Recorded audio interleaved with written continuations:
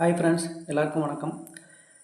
இன்றைக்கி 10th social science புக்கில் இருக்கிற ஆரிய சமாஜம் டாபிக் கீழே இருக்கிற முக்கியமான பாயிண்ட்களை பார்க்கலாம்.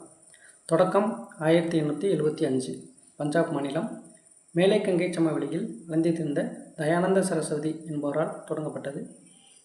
அவர் எழுதின நூல் சத்யார்த்த பிரகாஷ். இப்போ கீழே உள்ள அந்த 2 பாயிண்ட்டுமே ரொம்ப முக்கியம். குழந்தை திருமணம், விதவை மறுமண மறுப்பு, அயல்நாடு சென்றால் தீட்டு ஆகியவை மறைநூல்களால் ஏற்கப்படவில்லை. அதுவும் இந்து மதத்தில் இருந்த மூட நம்பிக்கை மற்றும் புராண இலக்கியங்களை மறுத்தது. இந்த 2 ஸ்டேட்மெண்ட்டுமே கொஞ்சம் கவனமாக பார்த்துக்குங்க. அவர் முழக்கம் வேதங்களுக்கு திரும்புவோம். பிரிட்டிஷ் கவர்மெண்ட் காலத்தில் மதமாற்றம் நிறைய நடந்தது. அப்போ மதமாற்ற நடவடிக்கைகளை ஆரிய சமாஜம் எதிர்த்தது. இந்து மதத்திலிருந்து கிறிஸ்துவ முஸ்லீம் மதத்திற்கு மாறியவர்களை திரும்ப இந்து மதத்திற்கு மாற்ற சுத்தி என்னும் சடங்கை கடைபிடித்தது. அப்போ சுத்தி என்னும் சடங்கு எதுக்கு அப்படிங்கிறது கொஞ்சம் நம்ம தெரிஞ்சுக்கிறோம். இந்து மதத்திலேருந்து முஸ்லீமாவோ கிறிஸ்டினாவோ மாறினவங்கள திரும்ப இந்து மதத்துக்கே கொண்டு வர்றதுக்கான ஒரு முயற்சி தான் இந்த சுத்தி அப்படிங்கிற சடங்கு. அதை கொஞ்சம் ஞாபகம் வச்சுக்கோங்க. தூய்மை கோட்பாடு காரணமாக ஆரிய சமாஜம் பிளவு ஏற்பட்டது.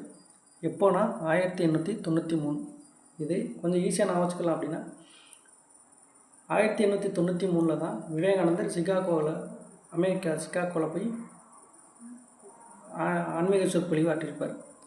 அப்போ விவேகானந்தர் சிகாகோவுக்கு போனது இங்கே பிளவு ஏற்பட்டது ஒரே வருஷம் 1893. இப்போ இதில் ஷார்ட்கட் பார்க்கலாம்.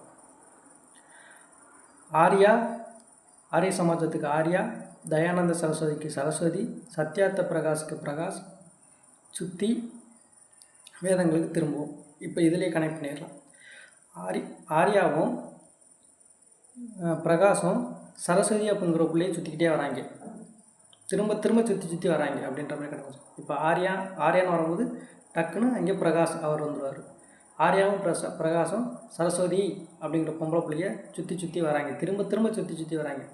அப்போ திரும்ப அப்படிங்கிறது வேதங்களுக்கு திரும்புவோம். சுற்றி அப்படிங்கிறது சுற்றி யார்? ஆர்யாவும் பிரகாஷும் சரஸ்வதிங்கிற புள்ள பின்னாடி சுற்றி வராங்க. இதை நான் வச்சுக்கோங்க. ஃப்ரெண்ட்ஸ், சப்ஸ்கிரைப் பண்ணுங்கள். ஏதாவது கருத்துகள் இருந்தால் கமெண்ட் பண்ணுங்கள். அப்போ தான் நம்ம எப்படி இப்போ வீடியோ போடுறது உங்களுக்கு ரீச் ஆகுதா இல்லையா, இல்லை நம்ம எதுவும் மாற்றணுமா அப்படிங்கிறது தெரியும். Okay friends, thank you.